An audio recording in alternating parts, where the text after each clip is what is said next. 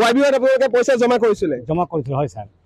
তাৰপিছত প্ৰথমতে ঠিকে ট্ৰেডিং হৈ আছিলে, কিন্তু এতিয়া পেমেন্ট দিব বিচৰা নাই, উইড্ৰ দিব বিচৰা নাই।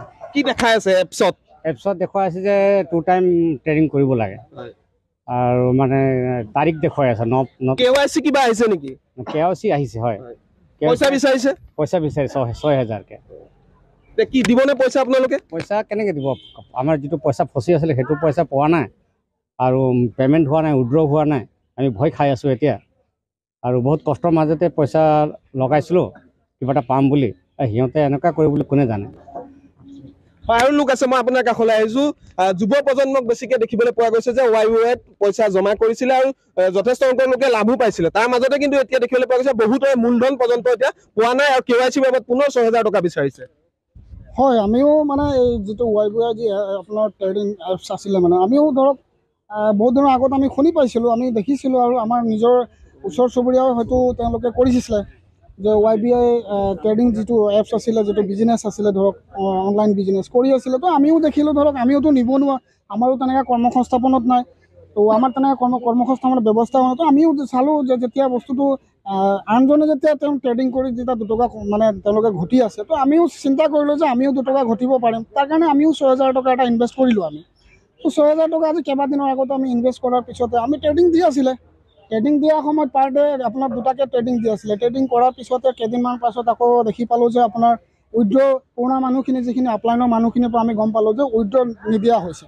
তাৰপিছত আমি যেতিয়া চৰ্চালৈ আহিলে কথাটো কিয় উইড্ৰ দিয়া নাই, তাৰপিছত আমি গম পালোঁ বোলে নাই, 9 তাৰিখ এটা সময় দিছে, 9 তাৰিখে এটা সময় দিছে, সেই 9 তাৰিখৰ পিছত উইড্ৰটো দিব।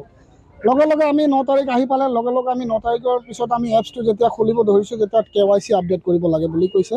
KYCৰ লগতে আজিকালি ধৰক বেংকত KYC দিলে আপোনাৰ ডকুমেণ্ট দিলে KYC হৈ যায়, কিন্তু এইটো এপছত যি দেখাইছে 6,000 টকা ইনভেষ্ট কৰিলেহে KYC আপডেট হ'ব। গতিকে আমাৰ যিটো টকা, যিটো ধন আমাৰ তাত ৱালেটত বা YBI যিটো ট্ৰেডিঙত যিটো আমাৰ ফচি আছে, মোৰ মিনিমাম নহ'লেওতো আপোনাৰ, মোৰ ব্যক্তিগত কৈছোঁ, নহ'লেও আপোনাৰ 20,000ৰ ওপৰতে ফচি আছে। তো এতিয়া মই যদি YBIৰ যেতিয়া KYC কৰিবলৈ যাওঁ, 6,000 টকাটো মই ক'ৰ পৰা দিম? আকৌ দিব নোৱাৰিছে। ক'ৰ পৰা আমি পইচা ইনভেষ্ট কৰিছোঁ, আমি সেই পইচাটো আজিলৈকে নাপালোঁ। তো আমি অনিৰাম বসুমতাৰী নামৰ এগৰাকী ব্যক্তি গহপুৰৰ, তেখেতে ইয়ালৈ প্ৰথম আনিছিলে, তেওঁৰ নাম চৰ্চালৈ আহিছে। তেওঁক বিচাৰি গৈছিলে কালি গহপুৰলৈ একাংশ যুৱকে, কিন্তু তেওঁক পোৱা নাই। হয়, তেওঁ এতিয়া পলায়নৰ অৱস্থাত আছে। আমাৰ মোনাবাৰীৰে আৰু বিশ্বনাথৰ কিছুমান যুৱকে গৈছিলে তেওঁক বিচাৰি, তেওঁ ঘৰত লৈ গৈছিলে, তেওঁক কণ্টেক্ট কৰিছে, কণ্টেক্টো হোৱা নাই, ঘৰতো পোৱা নাই। তেওঁ এতিয়া পলায়িত অৱস্থাত আছে বুলি আমি গম পাওঁ। নিশ্চিতভাৱে আৰু লোক আছে, আপোনাৰ কাষলৈ আহিছোঁ। আপুনিও থৈছিলে নেকি? ময়ো থৈছিলোঁ। তাৰপিছত পইচা মোটামুটি পাই আছিলোঁ। তাৰপিছত ৱালেটটো বন্ধ হৈ গ'ল, মানে KYC বিচাৰিছে। KYC বিচাৰাৰ পিছত 6,000 টকাও লাগে আকৌ। এইটো চিন্তা কৰি আছোঁ, KYC কেনেকৈ দিম? অনলাইন যুগতো KYC দিব নোৱাৰি, এইটো বেংকেহে বিচাৰে এইবিলাক KYC। কিমান টকা থৈছিলে? মই থৈছিলোঁ 30,000 টকা।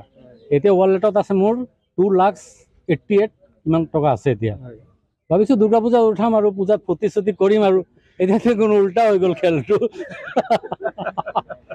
এতিয়া 6,000টো জমা কৰিব নাই, 6,000 জমা নহয়, কেনেকৈ কৰিব কওকচোন? কি ভৰসাত কৰিব? তাৰপিছত চব পইচা শেষ হৈ যায়, জমা কৰিব নোৱাৰি নহয়।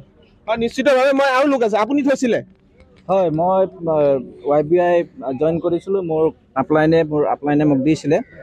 YBI মানে ময়ো দেখিছিলোঁ কিছুমানে কৰি আছিলে। প্ৰথমতে মই দেখিলোঁ যেতিয়া হয় তেখেতলোকে কৰি থাকোঁতে পইচাখিনি দেখাইছে, উইড্ৰ কৰিছে, উইড্ৰখিনি মই দেখিছোঁ, বিশ্বাস লাগিছে, পইচাখিনি দি আছে।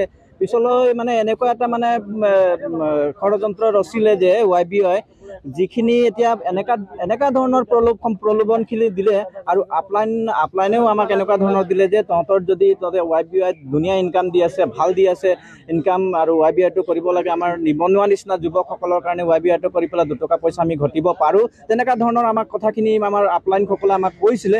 আৰু সেই আপলাইনসকলে আমাৰ নিজৰ মানে বন্ধু বা নিজৰ দাদা স্বৰূপে আমি এইখিনি YBIক আমি আঁকোৱালি লৈছিলোঁ। যিহেতু আমাৰ মানে এই YBIটো কৰি পেলাই আমিও পাইছোঁ 2 টকা পইচা। কিন্তু তাৰ মাজত এটা মানে ডাঙৰ কথা হৈ আছে যেতিয়া আমাক এনেকুৱা ধৰণৰ প্ৰলোভন দিলে যে YBI কৰা আৰু যদি 30টা মেম্বাৰ যদি তোমালোকে কৰিব পাৰা তেতিয়াহ'লে তোমালোকে চেলাৰী পাবা উইথ ট্ৰেডিং যিটো টু টাইমছ দি আছে 2 টাইমছ ট্ৰেডিং পাবা আৰু মানে 30টা মেম্বাৰ দিলেতো চেলাৰী পাবা বুলি ক'লে মান্থলি 30টা মেম্বাৰ দিলে 15,000 কৰি চেলাৰী দিব আৰু ট্ৰেডিঙৰ পইচা এক্সট্ৰা দিব বুলি ক'লে তো সেই মৰ্মে কিছুমানে আকৌ 30টা মেম্বাৰ কি 60টা 100টাও মেম্বাৰ কৰিছে 1000টাও মেম্বাৰ কৰিছে কিন্তু যিসকলে পইচা পালে আৰু যিসকলে পইচা আজি মানে জইন কৰি পেলাই পইচাখিনি নাপালে সেই পইচাখিনি লৈ পেলাই আজি YBI মানে পলায়ন অৱস্থাত মানে লুকাই আছে আৰু এতিয়া এনেকৈ এটা মানে এপখনত মানে কণ্ডিশ্যন লগাই দিছে যে এপখন খুলিলে ট্ৰেডিং এতিয়াও দি আছে মানে অপেন আছে কিন্তু এনেকুৱা কণ্ডিশ্যন লগাই দিছে যে এপখন খুলিলে আপোনাৰ KYC দেখাইছে আৰু KYCখন মাৰিবৰ কাৰণে আমি সৰুৰ পৰা দেখি আছোঁ বেংকতে হওক বা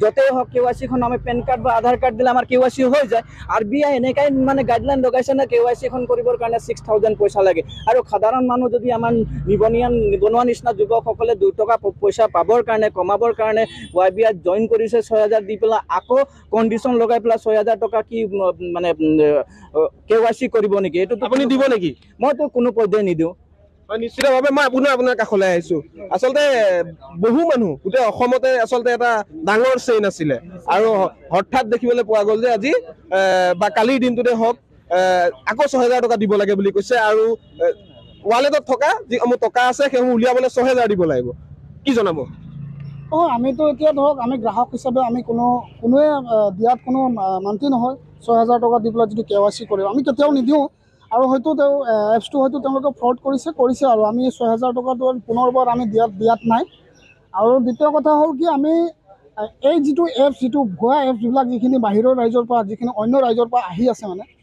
তো আমাৰ যিটো অসম চৰকাৰে হওক বা ভাৰত চৰকাৰক আমি এটা আহ্বান জনাইছোঁ যাতে এইখিনিৰ ওপৰত অলপ গুৰুত্ব দিয়ক বা এইখিনিৰ ওপৰত এটা চকু দিয়ক যাতে এইখিনি বস্তু যাতে ভুৱা যি এপছবিলাক যি আহি পেলাই অসম ৰাজ্যৰ পৰা অসমৰ মানুহখিনিৰ পৰা যি ধন লুটি লৈ যাবৰ এটা চেষ্টা চলাই আছে গতিকে এইখিনিৰ ওপৰত তেওঁলোকে এটা চকু দিয়ক আৰু দ্বিতীয় কথা হ'ল কি যে অসম চৰকাৰক এটা আমাৰ নিবনুৱা হিচাপে এটা আহ্বান জনাইছোঁ যে অসমত ডাঙৰ এটা ইণ্ডাষ্ট্ৰী গঢ়ি তোলাৰ এটা ব্যৱস্থা কৰক নিবনুৱা সমস্যা সমাধান কৰাৰ এটা ব্যৱস্থা কৰক কাৰণ এইটো অজস্ৰ নিবনুৱা হোৱাৰ কাৰণে আজি হয়তো যিকোনো ট্ৰেডিং এপছ হওক বা অফলাইনে হওক বা অনলাইনে যিখিনি বিজনেছবিলাক আহি আছে হয়তো নিবনুৱা হৈ পেলাই আমি আঁকোৱালি ল'বলৈ হয়তো বাধ্য হৈ থাকোঁ কেতিয়াবা হয় নিশ্চিতভাৱে আচলতে নিবনুৱা সমস্যাৰ বাবে হৈছে বুলি ক'ব বিচাৰে আপুনি কিবা এটা ক'ব বিচাৰিছে আকৌ হয় মই ক'ব বিচাৰিছোঁ আমাৰ যিখিনি ধৰ YBI মানে ইউজাৰখিনি আছে এই ইউজাৰখিনিৰ টকাখিনি ঢেৰ ফচি আছে আৰু মই আমাৰ যিসকলে